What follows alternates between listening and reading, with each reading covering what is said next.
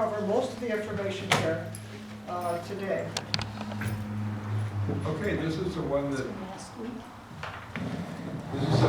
says hints for memoir writing at the top.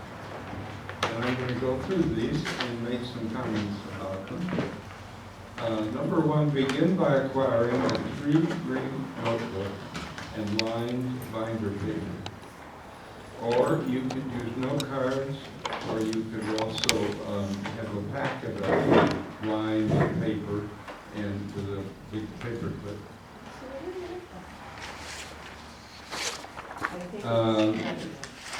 This is for you to jot things down.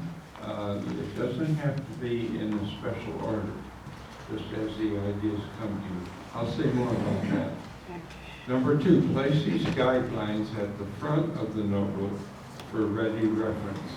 This sheet here you can keep handy at all times because it has all kinds of tips and hints that are valuable. Number 3, jot down ideas whenever they come to you. That's very, very important. Some people think that if you're writing your life story, you must begin at the beginning. You must write the first paragraph. That isn't true at all. Most of the time, when you're working on your life story, you just jot something down when it comes to you. And sometimes they say in the middle of the night, next to your bed, you could have a pad of paper. And if you wake up and you have this brilliant idea, you just write down the idea. You don't do any more than that. And then the next day, you can expand on that. Okay, number 4. Don't worry at first about complete sentences, spelling, punctuation, or grammar. You might be surprised that we say that, but it's very, very important. The first writing that you do is just to try to put down the ideas. That's all you're trying to do. And you don't worry at that moment about using a complete sentence. If you don't know how to spell a word, just write whatever you can and then put a question mark. And then later, you can use your dictionary and sit down and go back over those. And then the same with punctuation, commas and semicolons, and even grammar. None of that is important at the beginning. What is important is for you to get the idea out of your head and put it down on the paper. Now later then, you can, now of course we're all on a spectrum as how good we are at writing. Maybe you got an A in English in school. Maybe you got a C minus. It doesn't make any difference because if you're not a very good writer and you're not sure of punctuation, grammar, and so forth, then find somebody in your family or a good friend who is a good writer and can help you get it in the way it should be. An example is Virginia Miller. She just recently wrote her life story. And she had a daughter who was a professional secretary and an excellent writer. And so the daughter agreed to go over everything and fix it up. So you might think about that. Number 5, jog your memory with photographs, scrapbooks, diaries, newspaper clippings, letters, and documents. Sometimes you have a box with a lot of old photographs in it, or you have a scrapbook with different things that remind you of the past. Those can help you when you're trying to think of ideas. Now, number 6 is make a chronology of the important dates in your life. That's helpful to do that. Sometimes you know something happened, but you can't remember exactly what date it happened. And then it's a good idea to compare your years with the timeline of the history of this century. And this is available in the current almanac and online with Google, for example, and of course in the bookstore. Now this was bought in a bookstore a long time ago. It's the 20th century. We're now getting into the 21st century, but I think we all were alive during this 20th century, right? So this gives you ideas of what happened, significant things that happened each year. For, what? Okay. Here's what happened in 1956. The movie Around the World in 80 Days came out. It was, when it came out, as you remember, it was very remarkable and tremendous and popular. In 1975 was the final evacuation of Americans from Vietnam. Hold that up so they can see. It has an extended chart of the important dates and with photographs of the important people.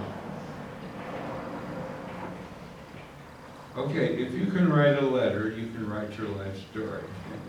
However, some people prefer to tape record their story rather than writing. Someone else can then transcribe and write out the text. Somebody told me they didn't know whether they should come to this class or not because they said, I don't know how to write at all very well. Well, there is an option, and that's to speak, talk. And we used to do this with tape recorder, audio tape recorder, but now audio tape recorders are not, well, they're not used very much. So there has come out, and modern technology has come out with the dream come true. And my daughter Kathy will tell you about it. That's that second flyer that's in there. It's a software program. Some of you may have heard of it before. It's called Dragon Naturallyspeaking. And basically you just speak and it turns your voice into text. So it will type it out for you. And if you have a cell phone and you know, a lot of us do that, we talk into our phone and then it types it out for us. It doesn't get it right all the time. It's not as accurate, but this program does a really good job, and you can put it on your computer at home and then you just speak into it and it'll type everything that you say out for you. And then you can go back and edit it later, like my dad's saying, you know, you can fix it later. Because it won't get names right. It doesn't always get everything right, but you can spell things out and it'll type it when you spell it. I mean, there's a lot. It's a really fantastic program, and it's not too expensive. You know, if you don't want to dictate and then type later, I mean, it'll type for you. So anyway, that's it. Well, I can't think, you could get it on Word, for example, so that you yourself could edit it if you want. Yeah, it's compatible with Microsoft Office, so that's like Word. It's also, you can see on here, it's also compatible with Notepad and WordPerfect. So if you have one of those older programs, those work too. So it works with all of those different programs. So there's an easy way out. If you're not good at writing and you're fearful of writing, just talk, and the machine will write it for you. Isn't that amazing? That's just unbelievable. Are there any questions about that? So is this available at the store? Yeah, a lot of the stores have it. I put the website on there. The company that makes it is called Nuance at the bottom. See the website? If you go there, you can order it online. Or if you go into one of the other computer stores that sell software, they'll have it. And take this flyer, you can show them. This is the one you want, because this is the one that will transcribe. They have professional ones for businesses, but this is if you're doing your life history. You know, you just want to dictate like a letter. You can see letters, flyers, chronicle your family history, that kind of thing. This software, you don't have to buy the one that's more expensive. That one's for businesses and stuff. This one is good for just what you want to do. All right, now this is, if we're writing your story, But did you just write a friendly letter and send it with this? This is just translating your talk into type. That's all what this does. Is that what you need? Could use it. No, but she wants to know if you could send it as an email. Yes. Yeah. So Like you- I use it to send emails to my friends or whatever, because I don't want to sit and type it all out. It's faster. That's right. It's faster. Yeah. Thank you. They misspell stuff though sometimes, so you have to be careful. Well, I'm used to having misspelled. Okay, then there you go. But sometimes it knows how to spell stuff that I don't know how to spell, so it's even better. Okay, well, thank you, Kathy. I guess we're out of my time period right now, but please take this with you and read down the rest, 7 to 14. And they're all excellent tips. Mary calls this our golden list.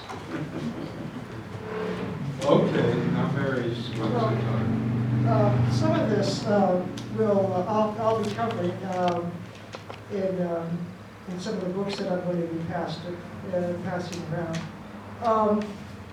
I have samples of some of the things that, for example, and I'll pass these around, you don't need to spend too much time with these, but this lady doesn't have chapters at all.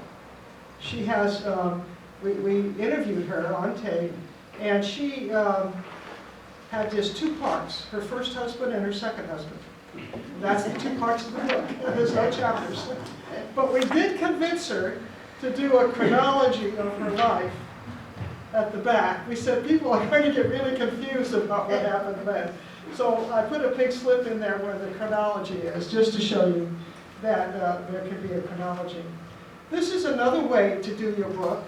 This lady, it isn't a very thick book, but she wrote her life in a series of letters to her granddaughters. And so this is a kind of a unique book with showing the kind of love and compassion that she wanted to leave the story with her granddaughters. Some of you at this church remember Tacoma Ford, who did several things with us, but she wrote a lot of her life story in poetry. So this is one of her poetry books. This woman, unfortunately, was a Jewish young girl at the time of World War II, and was in Buchenwald with Anne Frank, was the same age as Anne Frank, and they knew each other. And she was left to die. Anne Frank did die, as you know. But this only tells that part of her life. We don't know the early part, and we don't know the last part. You can tell just one part of your life. I didn't bring it, but we brought did for a woman who was also in World War II, and she was a WAC, one of the first WACs in the United States, and she only tells about that. And so you don't have to tell the whole story. If you touched history with looking at a timeline, if your life touched history at some point, you may only want to write about that phase. And that's fine, and you can do a whole book that way. This woman, she has a great title. By the way, a title comes, we decided, about halfway through the writing. You have to write about half the book and then the title will come. Anyhow, she has a good title. 4 Kings is a hard hand to beat. She had 4 husbands. And so she only writes about the 4 husbands. There are pictures in the front. And so I don't know if she just has 4 chapters. She has a few more than that. But basically she tells about the 4 men that she was married to. By the way, she only divorced one of them. The other 3 all passed away. So anyhow, you can do the book in many, many different ways, and we just wanted to show you some of the samples that people have done. And you can be totally different than any one of these also. Can we get a copy of that 20th century showing all the history? You know, there are those charts on the internet. We looked it up, and I have a hard time finding this. But if you look on the internet and look up timeline, and they will give you it for each 10-year period. But So, a big bookstore. yeah. Well, I said maybe a big bookstore would have some. Like Barnes I and think they have Noble. some books of timelines, Mhm. of smaller ones. Thank you. But it is, if you want to make your book especially relevant or sell it, you need to touch history at some point. Mhm. And so the woman who was a WAC in World War II sold hundreds of her books Mhm. by speaking at veterans groups. She Oh, spoke to a lot of very veterans smart. conventions and sold lots and lots of her books. But she was only telling about that one period in her life. And the Margaret Guinness, who was the one who was in the prison camp, did not sell her books. Most all of our books are private publications, so we do not sell them or do anything with them. The people who write them sometimes sell them, but they're private publications, copyrighted in the name of the person who wrote it. And every book that we have is copyrighted, so it's important to do that, and I'll talk about that later. Okay, Don's going to go to the next page.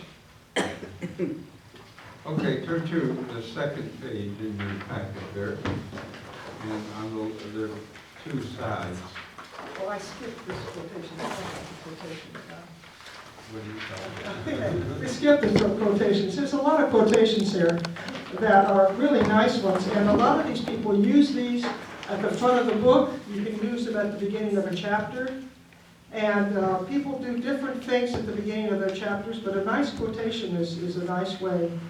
And you do have to give credit to whoever said it, unless it's anonymous. But be sure to give credit to anybody that you use. But these can all be used at the beginning. And we especially like, there's only two lasting bequests we can give to our children. One of these is roots, and the other is wings. Mm, I like that.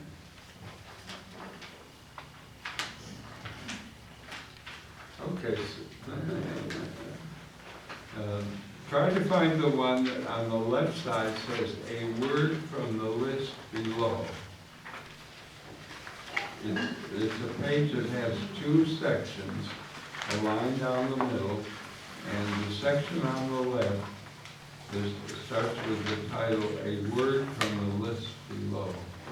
Have you been able to find that? Okay. These are called memory sparkers, and sometimes it's hard for you to know what to write about or where to begin or whatever. As we've said, it doesn't make any difference whether you start at the beginning, because later you can put all your thoughts together in the right way. Right now, the important thing is to have the ideas and then to express them. So these are things that could trigger a memory for you. And I'll just read the first three of each of the three columns. The first is first friends, your best teacher, and comic books. Then the second column has at the top your first date, and secrets, and victory gardens.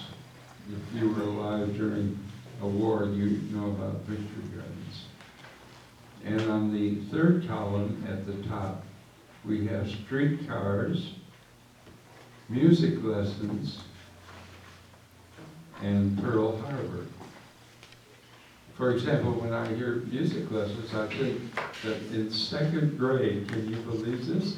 I was taught how to play the violin. Oh, wow. I didn't play it very well. But I loved to use the rosin on the bow. That was fun. Anyway, that I had totally forgotten that I had once, for a year, learned how to play the violin. Okay, then now we'll move over to the next page on the right.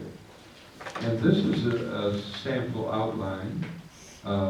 It kind of is chronological. And it also may spark your memories. Okay, usually if we're going to do this in a chronological order, we begin with our family, our background, our parents, I've seen this. grandparents, Send it the other brothers and sisters, relatives, And where do you live? Some people lived in the same house for until they were 15 years old or something. Others move around a lot. The second, your childhood, ages 1 to 12. That's preschool. Did you go to preschool? Elementary school. I'm sure we all went to elementary school. And then this is about your playing, your friends, your family activities, your vacations, and your pets, all during that time of your life before you were 12. Then number 3 is your adolescence, teenage, 13 to 18. This is intermediate and high school. Did you have teenage friends? And what did you do with them? Activities. What did you do with your family? Family activities. What vacations did you have? Did you have any hobbies? Did you have any pets? Well, then we have early adulthood, 19 to 25, the prime of our life. Did you go to college or did you go to professional school? What activities did you participate in? Did you travel? What friendships did you have? And then the matter of courtship and marriage. Most people were married, I think, by the age of 20, 25. Special interests, and if you were a man, did you serve in the army? Or I could say a woman, because some today women are serving in the military. Number 5, prime adulthood, 25 to 45. What's your career? Were you married or single? Did you have children? Did you travel? Did you have special activities? Who were your friends, your relatives, your special interests? And then 6 middle adult years, 45 to 65. Again, your family life, your career, your activities and interests, travels, friends, relatives. And number 7, the later adulthood, excuse me, ages 65 and over, retirement activities, your role as a grandparent, reflections on contributions and accomplishments, joys and sorrows, major turning points, and advice for future generations. Many of our people we helped write ended with advice, with reflections on what they have learned from their many years alive. John? Okay. Question? Yes. Then you would not advise writing one thing about your pets from the time you were a child to now? Or to divide it into these categories? It's up to you. Each person will handle this in the way that's most comfortable. So I cannot say the way to do this is such and such. Many of our people, and we encourage this, write down something when they're thinking about it, when something triggers it. They remember it. It doesn't matter.